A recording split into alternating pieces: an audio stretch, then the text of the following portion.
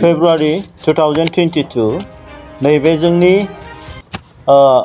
Bodoland Universityनि खाथियाव थानाय जोंनि Bodoland Martyrs Cementryनि सिङावहाय दिनैहाय जोंनि बड' नेशनेल स्टुडेन्टस इउनियन BoNSUआ दिनै मोनसे मिटिं खालामदों। बे मिटिङाव जोङो दिनै क'क्राझार डिस्ट्रिक्ट BoNSU बेखौ दिनै जों दाफुंनाय जादों आरो बेयावहाय जोङो दिनै गिबियै आफादगिरि हिसाबै जोङो गसाइगावनिफ्राय Dhruba नार्जारी बिथांखौ जोङो दिनै प्रेसिडेन्ट हिसाबै फसंबाय आरो बेजों लोगोसे जेनेरेल सेक्रेटारि हिसाबै जोंनिनो क'क्राझारनि तिनालिनिनो जोंदाव बसुमतारी बिथांखौ जों फसंबाय। दा बेयावहाय जोङो क'क्राझार डिस्ट्रिक्ट एडमिनिस्ट्रेशननि आन्डाराव गोग्लैनाय मोनथाम साब डिभिजन पर्बतजरा गसाइगाव आरो क'क्राझारनि बेन्दोङाव थानाय दाब दाब जायगानिफ्राय जों गासै 33 जन जोङो दिनै माने एग्जिकिउटिभ मेम्बार्स बिथांमोननो जों दायित्वखौ दिनै होनाय जाबाय। दा बेयावहाय दिनै जोंहा थांनाय 7 तारिख फेब्रुवारियाव जितु सेन्ट्रेल कमिटि दादोंमोन एडक हिसाबै दिनै बे सेन्ट्रेल कमिटियानो दिनै जोंनि क'क्राझार सिभिल एडमिनिस्ट्रेशननि जि BoNSUनि बडिखौ दिनै 23 फेब्रुवारि 2022आव जोंनि बड'लेण्ड सिमेट्रियाव दाफुंनाया फाइनाल जाबाय आरो दिनै बिथांमोननो जोङो चार्जखौबो जों गथायनाय जाबाय।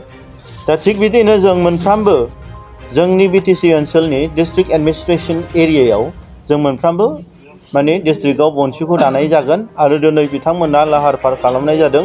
थिग बिदिनो BTCनि बाहेरावबो जों मोनफ्रोमबो डिस्ट्रिक्टआवहाय BoNSUखौ दागोन। बिथांमोनजोंबो जोङो जगाजग खालामनानै सिभिल ससाइटिजों जों सावरायनानै जुदि जोंनि जाय जोंनि इयुथ्सफ्रा नेशनेलिस्ट जाय बिथांमोना हारिनि थाखाय सोमावसारनो एबा हारिनि थाखाय दावहा नांनो बिथांमोना जानजि खाफ्रानानै दं बिथांमोनखौ जोङो जगाजग खालामगासिनो आरो बिथांमोना रेडि बावैसो समनि गेजेराव जिहेतु जोंनि माखासे कनस्टिटिउसन माखासे जोंनि मा होनो एम्स एन्ड अबजेक्टिभ्स बेखौ जोङो रेडि खालामगासिनो। जोंनि लग'आबो रेडि जागासिनो फाइनाल शेपआव फैबाय। दा जोङो गोबां जोंनि बिभिन्न माहारियारि संगठन बिथांमोनजों सावरायनानै जों बे जिनिसखौ फाइनालाइज खालामगासिनो। दा बावैसोनि गेजेरावनो जोङो बेखौ लिफलेट हिसाबै जोङो जायगा जायगा जों फोसावगोन। दा दिनैहाय जोंनि जे मोनसे BoNSU जे माने डिस्ट्रिक्ट क'क्राझार कमिटिखौ जों दाफुंनाय जाबाय।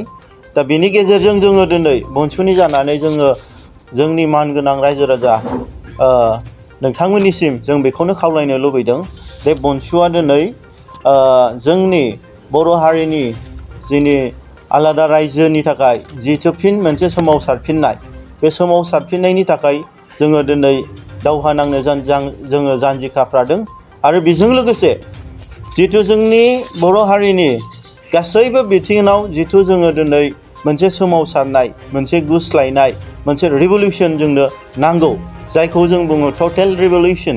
बे टटेल रिभलिउसन जोंनि फरायसाफोरनि समस्या जोंनि लाइमोनफोरनि इयुथ्सफोरनि समस्या जोंनि माखासे बर' हारिनि थांनानै थानायनि माखासे इक'नमिक आपलिफ्टमेन्टनि समस्या जोंनि समाजारि बिथिंनि समस्या गासैबो जोंनि गेलेनाय जोंनि जानाय लोंनाय थानाय जोंनि गाननाय जोमनाय गासैबो बिथिङाव जोङो मोनसे सोमावसारनानै मोनसे गुस्लायनाय मोनसे साबसिननिफ्राय हामसिन जों लाबोनो थाखायबो जोङो सोमावसारलांगोन आलादा रायजोजों सोमावसारनायजों लोगोसे।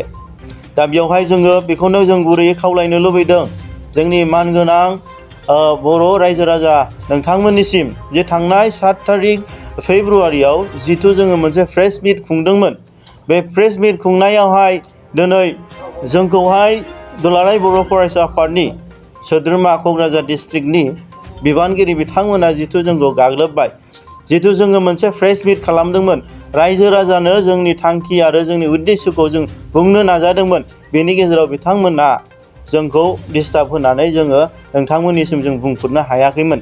नाथाय जोङो दिनै जोंनि बे प्रेस मिटनि गेजेरजों आं दिनै नोंथांमोननिसिम क्लारिफिकेसन होनो थाखाय आं दिनै बे खाबुखौबो आं दिनै लानाय जादों।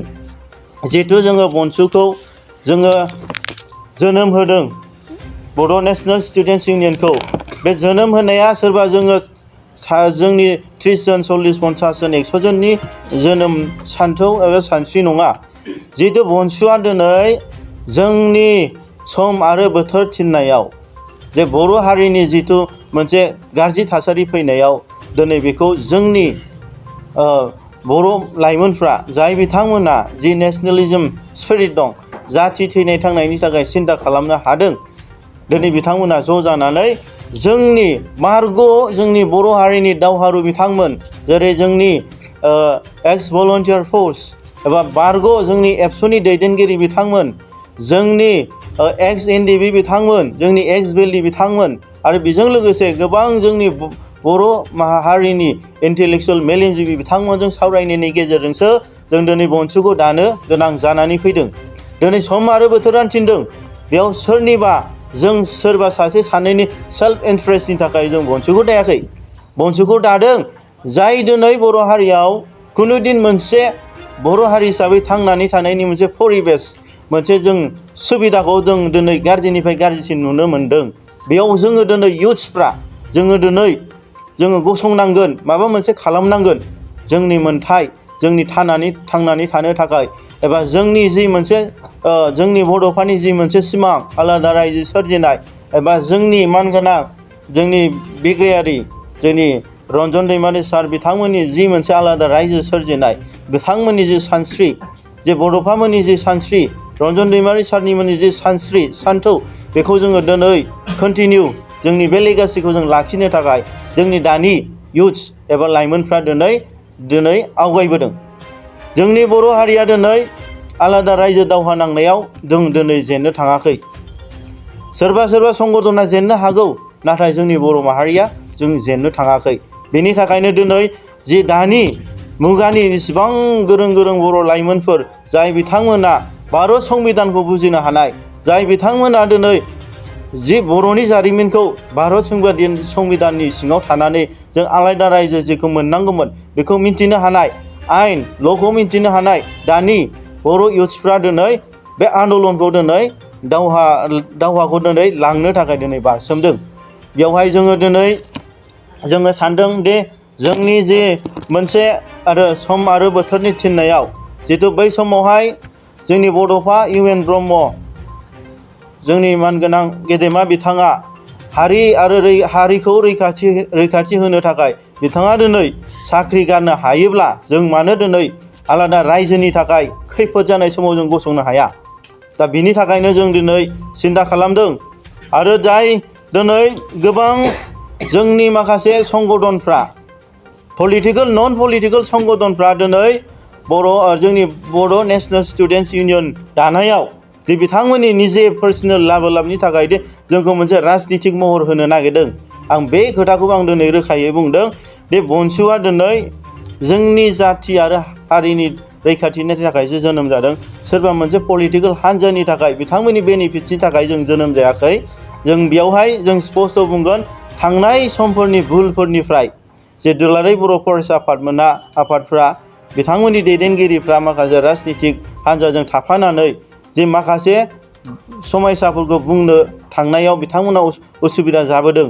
दा बिथांमोननि उसुबिदा जाय भुलखौ नुनानै जोङो दिनै बे मोनसे हारिनि थाखाय मोनसे आफाद नांगोन, जाय आफादा जोंनि इयुथ्सफोरखौ स्टुडेन्टसफोरखौ बेन्दोंआव लाखिनानै इउनिफाइड खालायनानै खौसे खालायनानै जे जोंनि थांखि जे जों आलादा रायजो सोरजिनाय बे थांखिखौ होसोनो थाखाय दिनै जोङो बे BoNSUखौ दिनै दानाय जादों।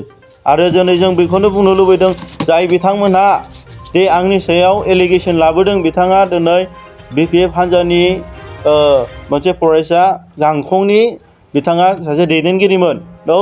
निस्सय आं बेयाव स्पस्ट खोथाखौ आं बुंनो सानदों दिनै नोंगौ जोंनि मानगोनां हाग्रामा महिलारि बिथाङा दिनै मोनसे राजनितिक हान्जानि माने सिङाव मोनसे फरायसा आफाद दानानै बिथाङा जोंनो मोनसे समाजखौ सिबिनो हानाय, समाजाव खामानि मावनो हानाय बिथाङा मोनसे खाबु होदों, जोंनो स्कप होदों, जोंनो लिडारशिप डेभेलप खालामनो थाखाय बिथाङा जोंखौ खाबु होदों।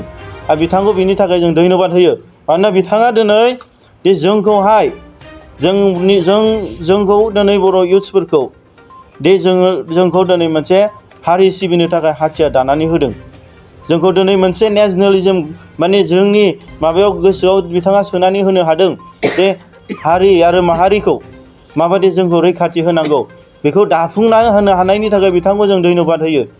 दिनै जों नुनो मोनदों दे जोंनि माने हारिनि थाखाय जाथिनि थाखाय जोङो दिनै सोमावसारनायावहाय दे सोरबा मोनसे उमुक पार्टिनि सापर्टार्स उमुक पार्टिनि बिथाङा मा होनोमोनलाय माबाजों सोमोन्दो दं, बेजों खुनु सोमोन्दो गैया।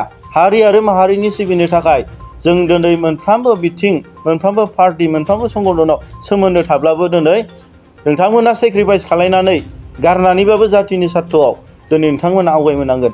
जों दिनै नुनो मोनदों जे त्रिपुरानि राजा माणिक्य देब बर्मा बिथांखौ दिनै बुबाग्रा होननानै बुङो। बिथाङा दिनै त्रिपुरिफोरनि थाखाय बिथाङा आन्दलन खालामदों। नाथाय बिथाङा सानसे दिनै बै समनि त्रिपुरा रायजोनि स्टेटनि सासे कंग्रेसनि प्रेसिडेन्टमोन। नाथाय बिथाङा गावनि दायथ'खौ गारनानै जातिनि समायसाखौ दिनै रैखाथि होनो थाखाय मोनसे राजनितिक हान्जाखौ गारनानै फैनो हादों। अब्ला बिथांमोन बादिया दिनै गारनानै फैनो हायोब्ला जों मानो जोंनि माखासे पजिसन सुबिदाखौ जों मानो सेक्रिफाइस खालायनो हाया जातिनि सार्थआव? बेनि थाखायनो मानगोनां रायजो राजा नोंथांमोन बेयावहाय दिनै BoNSUआ माबा मोनसे राजनितिक दोलोजों सोमोन्दो दं, माबा मोनसे राजनितिक दोलोनि थाखाय खामानि मावगोन, बे खुनु दिन बेयो दिनै सैथो नङा। दे BoNSUआ दिनै जोनोम जादों बर' हारिनि रैखाथि होनो थाखाय, बर' हारिखौ दिनै माखासे खैफोदनिफ्राय बासायनो थाखाय बर' हारिनि जिहेथु मोनसे आलादा रायजो सोरजिनायनि जि थांखि दं बे थांखिखौ लांफिननो आरो बे थांखिखौ मोगथां महर होनो थाखायसो दिनै BoNSUआ जोनोम जादों।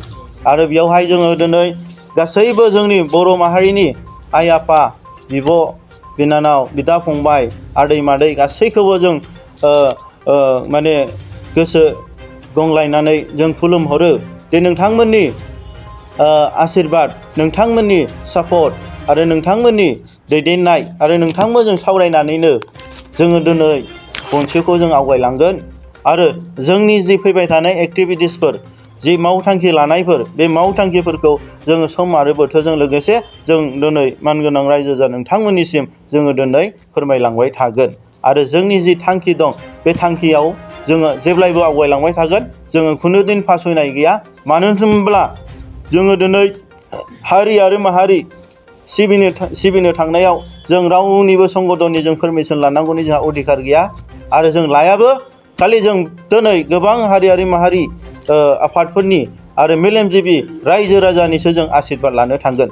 दा बेनि थाखाय जोङो BoNSUनि जानानै जोङो सिदायैनो बुंबाय जे जोंनि थांखिया दिनै आलादा रायजोखौ सोमावसारफिननाय आरो बर' हारिनि रैखाथि होनो, बर' रावनि बर' हारिमुनि बर' रायजो राजानि थाखाय बे बुहुमाव गेरेमसा हारि दानो थाखाय जों सोमावसारनो दिनै ओंखारबोदों। गोग्गो आदार जाग्रा सुबुंफोरनिसिम मोनसे गोजोनथाव खौरां। उदालगुरि जिल्लानि सिङाव थानाय मावरिया गामियाव मनाटिसा गावसुंथा हान्जानि सोद्रोमा हांमा ब्रह्म बिथाङा आसाम स्टेट रुरेल लाइभलिहुड मिशननि गेजेरजों खानस्रि हासार आरो गोबोर हासारजों दिहुनजानाय अर्गेनिक मैगं थाइगंनि गला बेखेवनाय जाबाय। गोग्गो मैगं थाइगं जाग्रा गोसो गुदुं बायग्रा सुबुंफोरा गाहायाव होनाय जानबुं नम्बराव जगाजग खालामनो हागोन। जानबुं नम्बरा जाबाय 8011748256। जानबुं नं 8011748256।